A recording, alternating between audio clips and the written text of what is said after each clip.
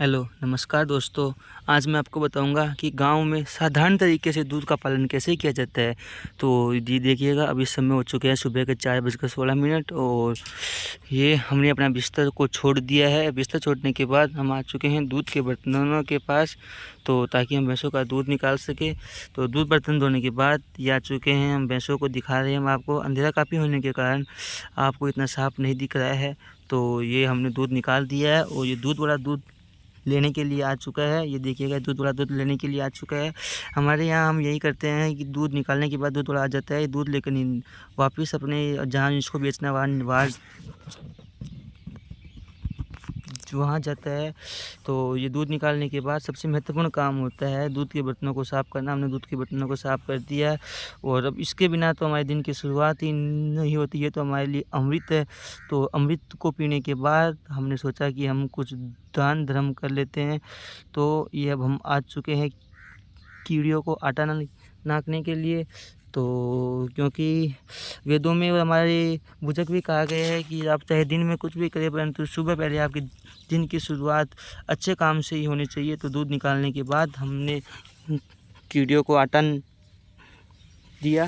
तो उनको आटा देने के बाद अब हम वापस भैंसों के पास आ चुके हैं। तो अब हमें दिख रहा है कि भैंसों के थान के ऊपर गोबर ही गोबर हो चुका है बहुत ज़्यादा, क्योंकि शाम को हम भैंस को बांध के सोए थे, सुबह तो गोबर होना ही था। तो अब हमें इस गोबर को गिरना है। तो उसके ऊपर को मम्मी गिरेगी और इधर हम भैंसों के हमने उनको रहने के लिए अलग से एक स्थान और है।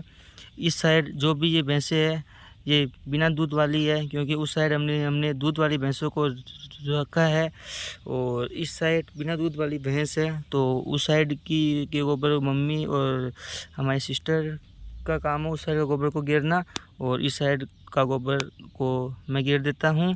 तो ये देखिएगा, गोबर गिरने के बाद अब हम आ चुके हैं भैंस को भोजन खिलाने के लिए, क्योंकि अगर हम भैंस को खिलाएंगे नहीं तो दूध कहाँ से देगी हमको।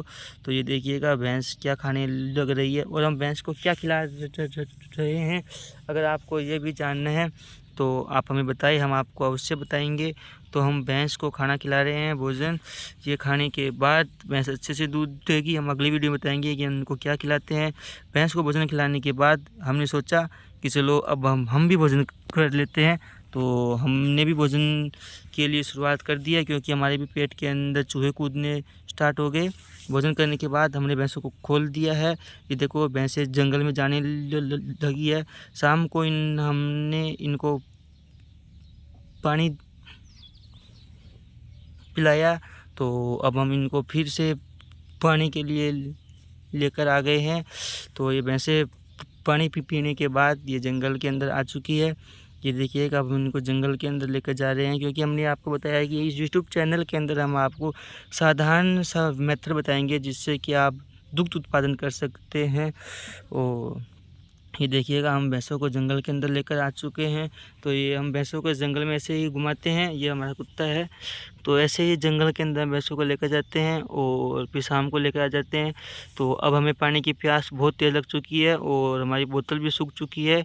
तो अब हम पानी के लिए इधर उधर घूम रहे हैं। तभी घूमते हुए हमें खेत के अंदर ये वाटर स्रोत दिखा। हमने सोचा चलो यहीं पर चलकर हम अपनी प्यास बुझाते हैं।